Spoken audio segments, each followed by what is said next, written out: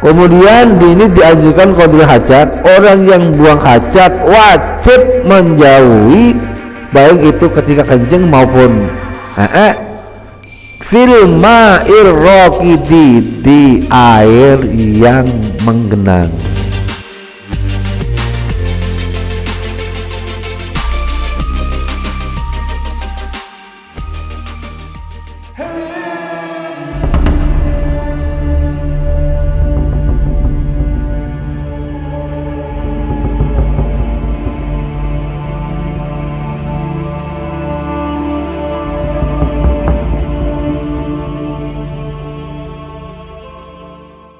Assalamualaikum warahmatullahi wabarakatuh.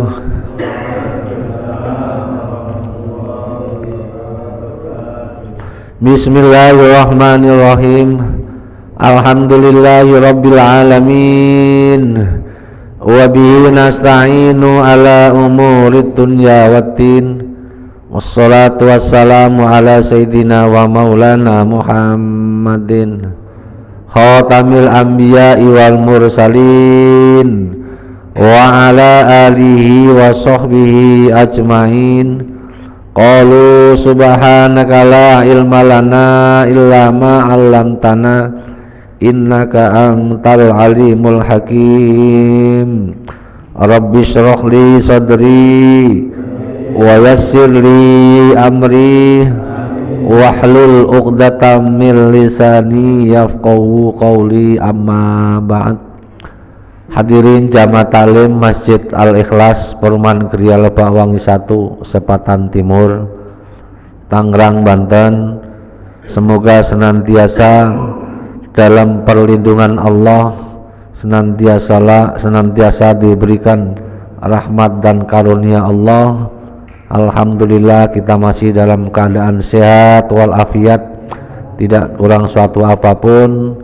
Kita masih diberikan kesempatan, masih diberikan waktu sehingga bisa hadir di masjid ini dalam rangka sholat maghrib berjamaah dan dilanjutkan taklim ini.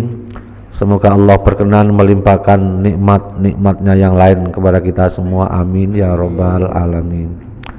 Salawat salam semoga tercurahkan pada baginda Nabi Agung Nabi Muhammad sallallahu alaihi wasallam dengan bacaan sholawat Allahumma sholli ala sayyidina Muhammad wa ala ali sayyidina Muhammad.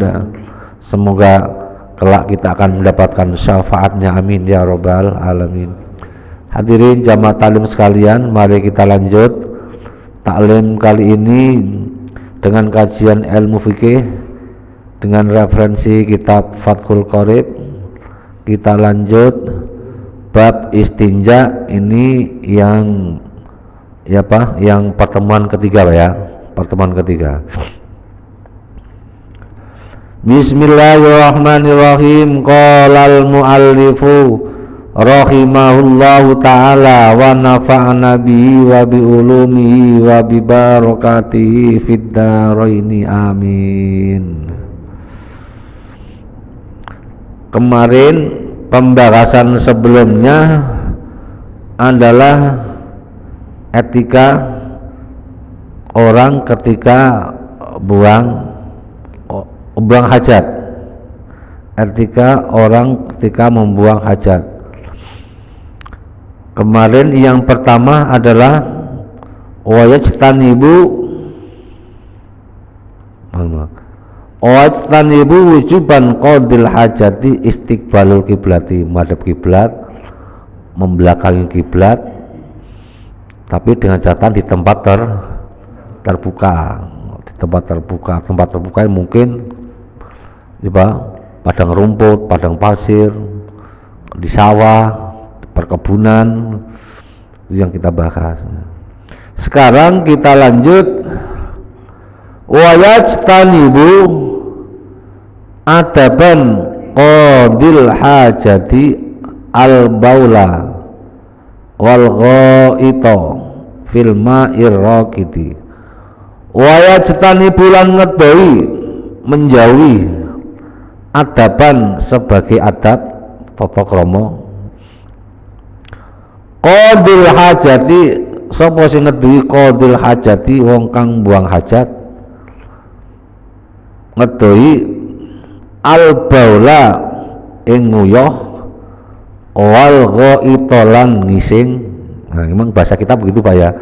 Jadi bahasanya disebut apa adanya.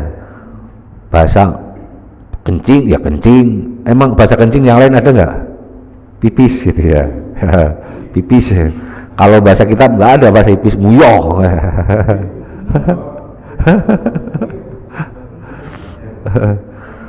Wal ghaita lan ngising fil ma'ir raqiti ing dalam banyu kang mandek. Ini musannaf menyampaikan adab atau etika buang hajat.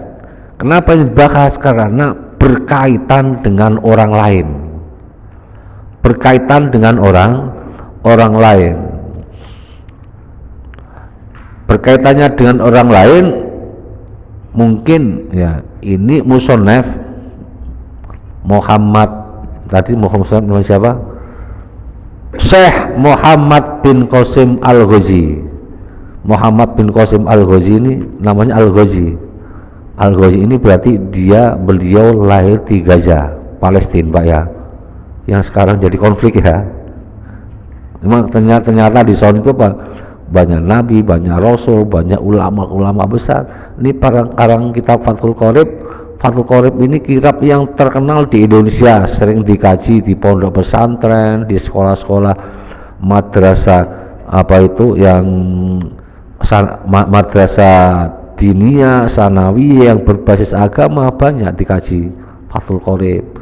Nah, Fathul Qorib kalau dulu di pondok saya ini adalah dibaca secara umum gini, tapi dibaca sebagai kitab dasar yang dibaca takrib.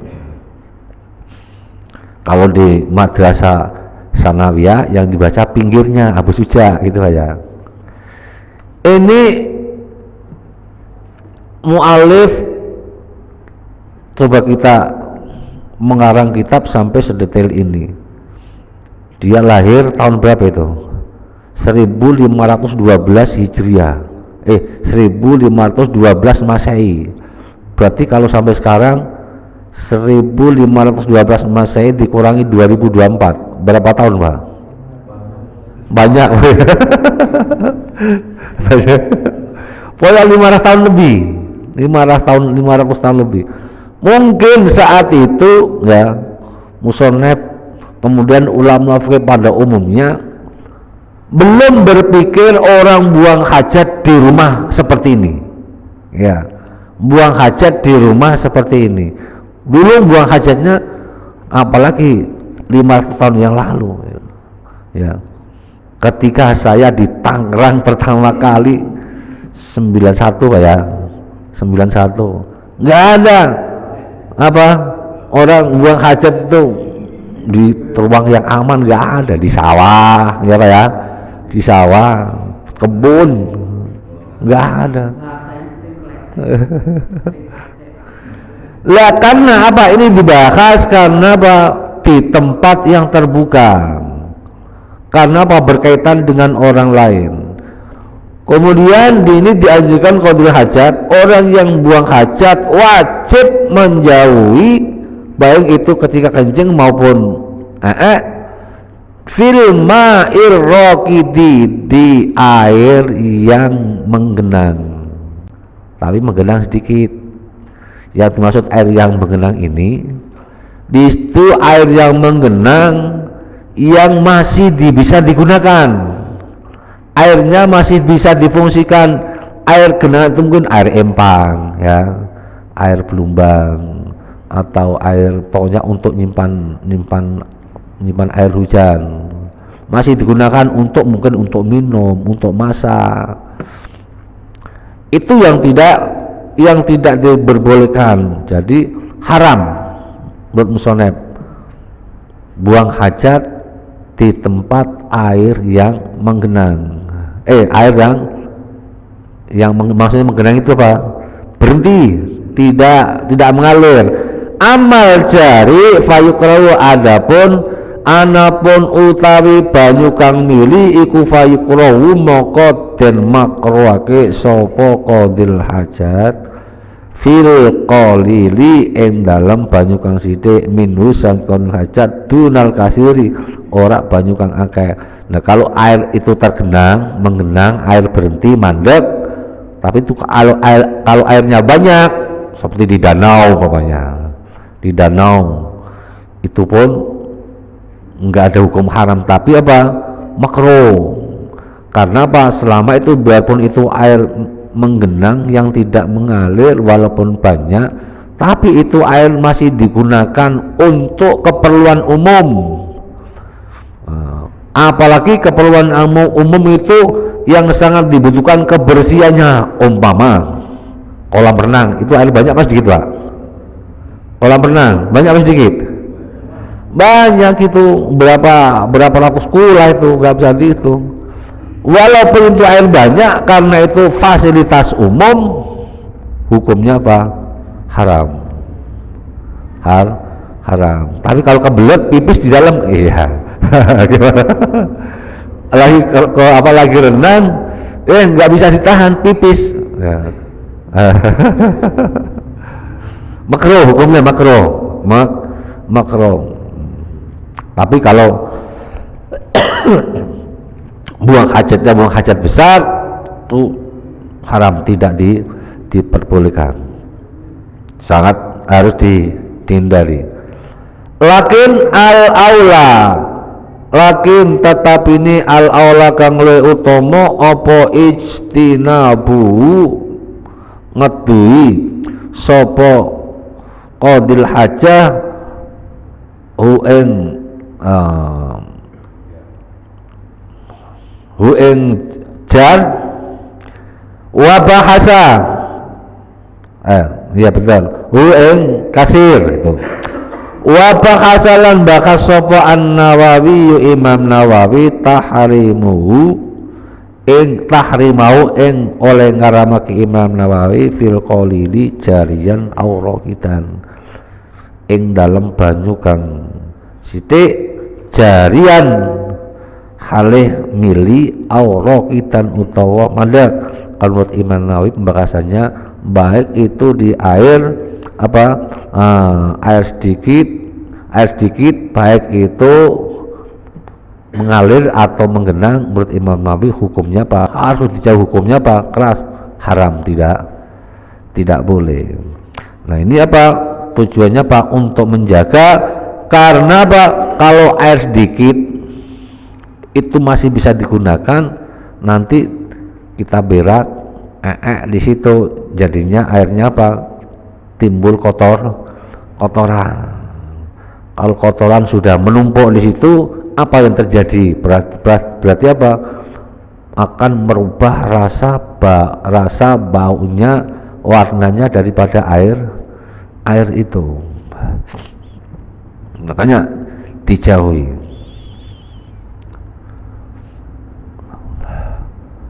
Wala cetanibu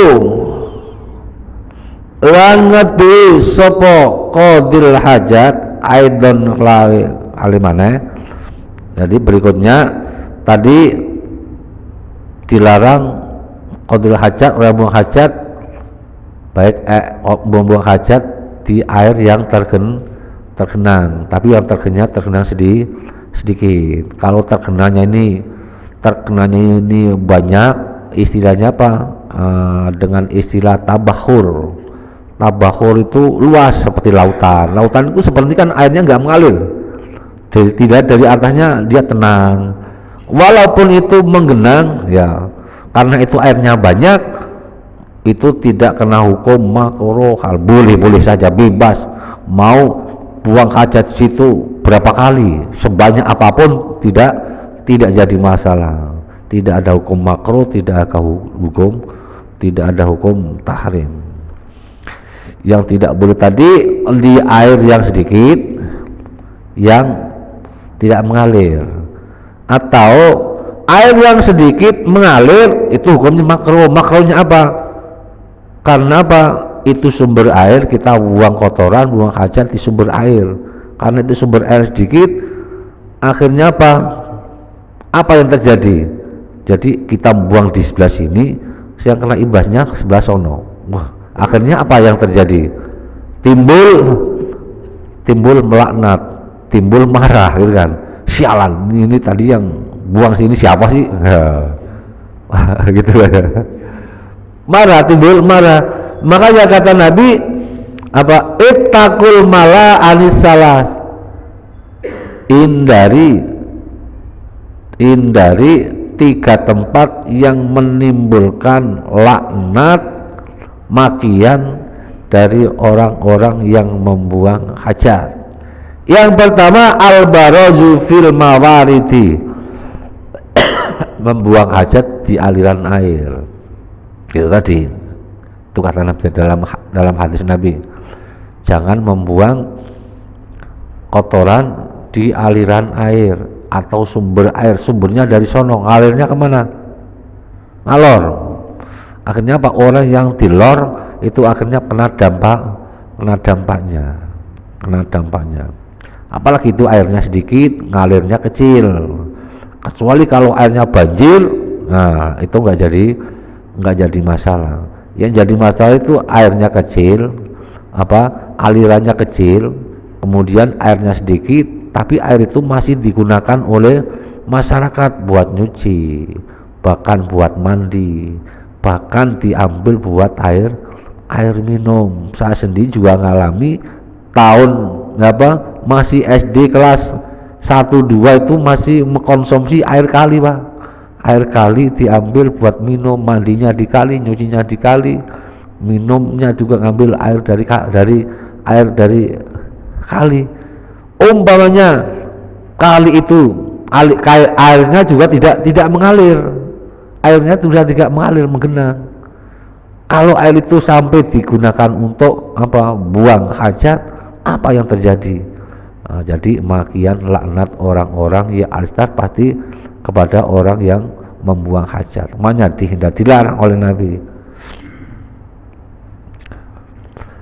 Kemudian berikutnya wa yajtanibu lan ngedohi sapa qadil hajat aidon kelawan maneh al baula ing nguya wal ghaita lan ngising tahtas sajarati ing dalam ngisore pohon al musmirati kang berbuah, waktas samri ing dalam waktune buah, wa ghairahu lan saliyane waktune buah. Jadi larangan berikutnya wa yajtanibu harus menjauhi aidon lagi al baula wal ghaita ketika kencing dan tahtas sajaratil musmirati di bawah pohon yang berbuah. Pohon yang berbuah berarti indikasinya apa? Mangga, jambu, pokoknya yang berbuah, yang buahnya itu bisa dimanfaatkan oleh orang, baik buah itu berupa sayuran, nangka, sukun dan lain sebagainya, baik pohon itu ketika berbuah maupun tidak berbuah, baik itu pohon berada di dekat rumah orang maupun itu pohon berada khusus di areal tanaman pohon, mungkin di sawah, di kebun dan lain sebagainya. Kenapa seperti itu? Alasannya kembali lagi berkaitan dengan orang lain, berkaitan dengan orang lain. Ketika yang punya pohon ya mau naik pohon manjat, tiba-tiba mau manjat nginjek kotoran, siapa itu lagi? Pak Jaini, katanya Pak Jaini lagi. Akhirnya kena umpatan lagi, kena laknat. Makanya dilarang, jangan sampai buang hajat di bawah pohon yang berbuah. Karena biasanya pohon juga apalagi yang dekat rumah, pohon di jalan itu biasanya digunakan untuk apa? Untuk tempat istirahat. Tempat tembok gimana?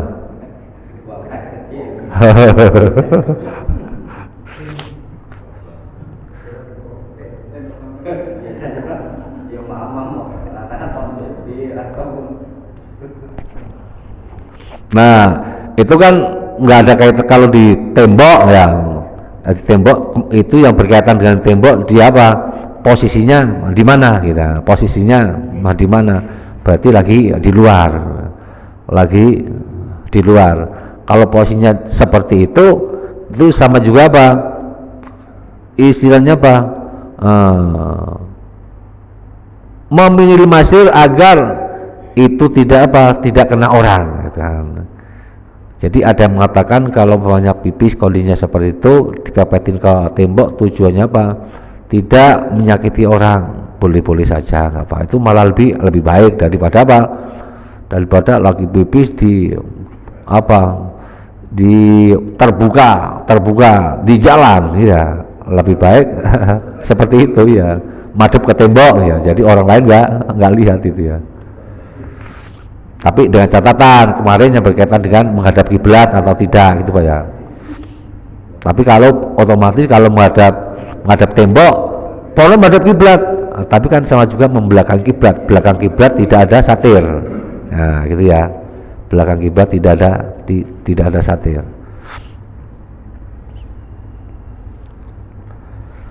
Waya cetanibu lan ngetuhi sapa qadil hajat ma ing perkara dzikira kang ditutur apa ma fit tariqi ing dalam dalan al masluki kang den lewati linnasi maring manungsa.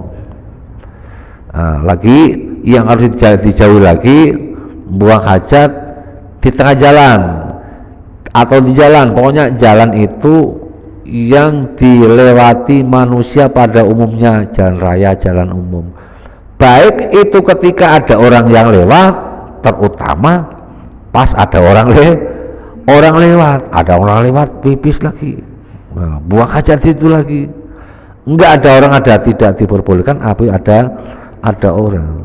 Pokoknya di mana itu jalan kok dipakai lewat orang, contohnya umpamanya biar ibu bukan jalan umum tapi jalan itu sering dipakai lewat orang, contoh lorong rumah ya, umpamanya lorong rumah Pak Jono sama Pak Sis ini ada lorongnya setengah meter. Kalau di kampungan ada lorong itu Pak ya. Nah, itu kan sering buat ke depan ke belakang, orang ke tangga ke belakang pipis apa, kalau pipis enggak kelihatan, tapi minimal apa, kalau lama-lama baunya kecium. Tapi kalau buang air besar, nah nanti apa kaitannya dengan orang juga ketahuan, wah ini siapa ini, akhirnya orang berjalan nginjek kotoran. Makanya dilarang, tidak boleh membuang ketika buang hajat berada di jalan umum, jalan yang dilalui oleh orang, baik itu di kampung termasuk apa di kebun kan termasuk ada jalan yang sering dilalui oleh orang ya. Tuh kok dia membuang hajat di situ, tuh hukumnya kena apa, tidak bolehnya kalau Imam Nawawi hukumnya apa, tahrim, hukumnya haram. Ada mengatakan makruh, tapi menurut musannaf dari wajitan ibu wujuban harus dijauhi.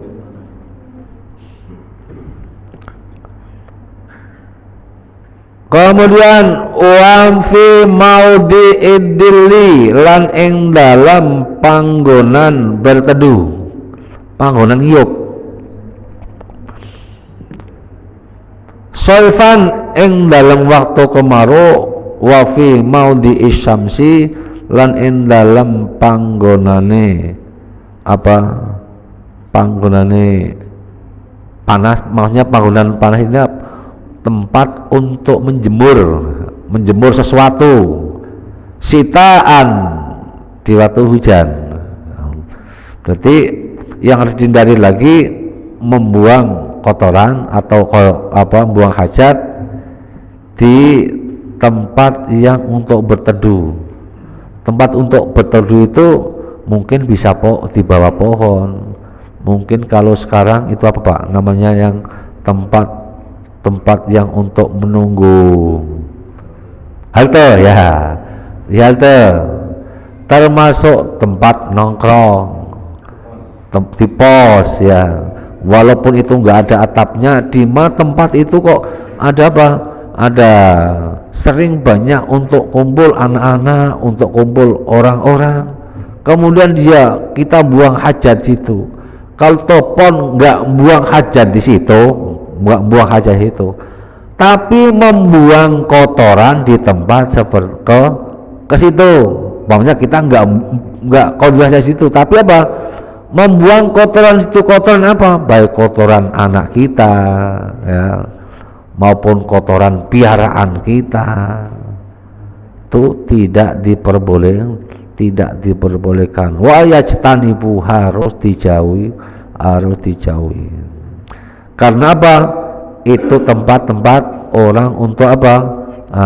Pertemuan orang. Jangan sampai kita mengundang laknat terhadap orang-orang yang ada di situ. Ittaqul malaina tadi. Jauhilah tempat-tempat yang mengundang laknat. Di antaranya tadi apa?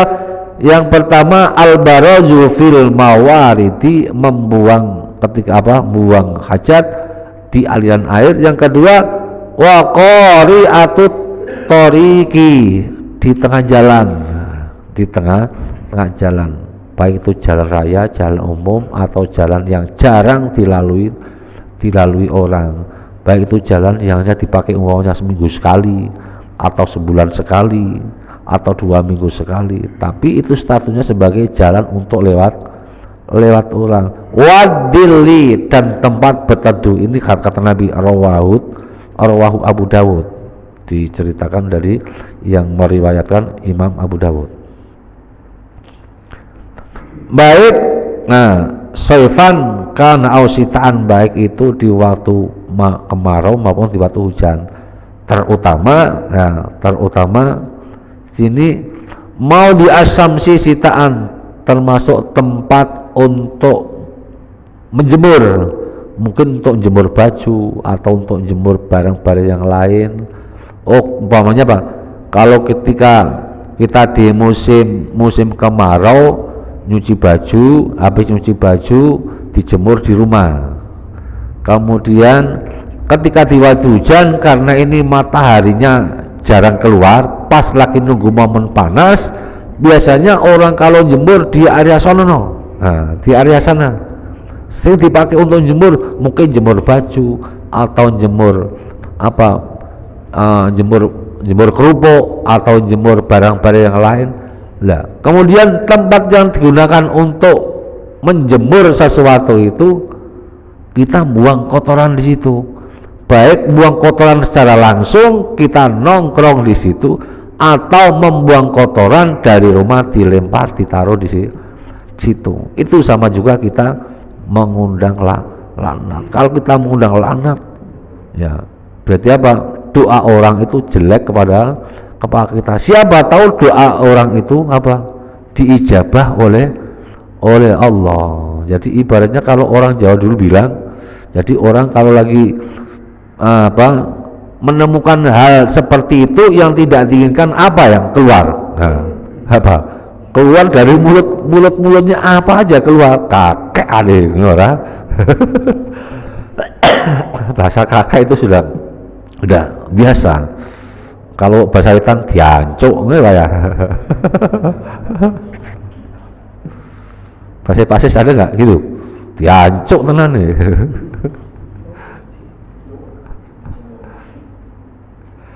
Wafis sakbi, masih berapa menit lagi Pak? 10. Oh masih lama ya. Wafis sakbi, lan ing dalam lubang leng kawan ya. Wafis sakbi, lan ing dalam lubang fil ardi, ing dalam bumi. Yang dimaksud lubang di bumi itu wawa utawi sakep, itu anna jilukang turun, al mustadiru kang bulat. Jadi yang dimaksud lubang itu, lubang yang di tanah itu, ada lubang di tanah, kemudian lubangnya itu bulat, jadi lubangnya langsung turun ke bawah. itu dikhawatirkan apa? Itu lubang apa? Lubang ular atau lubang hewan yang lain. Kemudian ada beranggapan yang lain bahwa lubang-lubang seperti itu kebanyakan diberikan, oh itu rumah jin. rumah jin, jangan pipis di lubang. Ini pesan orang tua dulu seperti itu, jangan suka pipis di lubang ya, nanti apa itumu disentil ya. Sentil ya. Jangan ya. Ternyata Pak musone pada marang kita, situ ada larangan. Padahal orang tua kita dulu jarang mereka membaca kitab apa, mempelajari kitab fikih, adab, tata cara membuang hajat. Ternyata ada nasihat orang tua, jangan suka pipis di jangan suka pipis di pojok, karena biasanya pojok itu tempat hewan yang ngumpet, ada kodok, ada ular, ada lain sebagainya. Tapi sinyalnya sini ada. Wa fisakbi, dan larangan lagi buang hajat di lubang. Yang dimaksud lubang itu apa? Lubang itu rumah hewan, baik itu lubang kecil maupun lubang besar. Kalau memang kita tidak tahu, biasanya lubang semut kan nggak tahu banyak kecil ya, atau lubang semut kalau umpamanya kita lagi di jalan ya, pepet mau pipis, nunggu tempat yang kita berhenti nanti lama nggak kejar, kemudian kita pipis di jalan kan kita nggak tahu. Nah, kalau kita nggak tahu, ternyata tempat kita pipis itu di bawah rumput ada lubang-lubang. Nah, itu kan kita kan nggak tahu. Kalau nggak tahu, orang nggak kena hukum. Yang tidak diperbolehkan itu yang kita tahu, oh itu ternyata itu lubang. Ternyata itu lubang. Walafdus sakbi utawi lafal asakbu iku sakitun gugur fi ba'di nusakhil matani, ing dalam sebagian nusakh matan. Jadi lafal asakbu itu jadi nggak ada di matan-matan yang lain, nggak dibakas. Nah ini ya mas selanjutnya, walayatakallamulan ora kena ngomong sapa qadil hajat adaban kron adab li ghairi daruratin sa'liyane darurat sapa qadil hajat alal boli ngatasi nguyuh wal ghaitilan ngising. Jadi berikutnya walayatakallamu, tidak boleh bicara, tak boleh ngomong li ghairi daruratin qadil hajat, kalau enggak ada darurat ketika qadil hajat buang hajat, tidak boleh berkata-kata, tidak boleh ngomong, baik pipis maupun Ini berarti kita sering ngalamin enggak Pak? Kita lagi duduk di kloset, anaknya manggil Pak. Pernah nggak Pak? Pak Joni pernah nggak? No, iya pernah. Tadi pagi. Kemudian yang bersamaan yang sama dikatakan dengan ngomong apa? Nyanyi, sama aja. Ya, nggak ngopak, saya nggak ngomong Pak, tapi apa? Nyanyi, sama aja. Yang penting apa? Dari mulutnya keluar bahasa. Baik itu bahasa kita ngomong atau lagi dialog atau lagi apa? Lagi nyanyi, lagi apa? Wala yatakallamu, tanpa ada darurat, kecuali kalau ada darurat. Kecuali ada darurat. Daruratnya apa? Fa in da'at daruratun ilal kalami, fa in da'at mongko lamun ngundang apa daruratun darurat ilal kalami maring ngomong, kecuali mengundang apa, kita ketika ada darurat yang kita harus ngomong, Contohnya kaman ro'a hayatan, kaman kok dene wong ro'a kang ndelok sapa man hayatan enggak pakai tasydid ya, hayatan. Kalau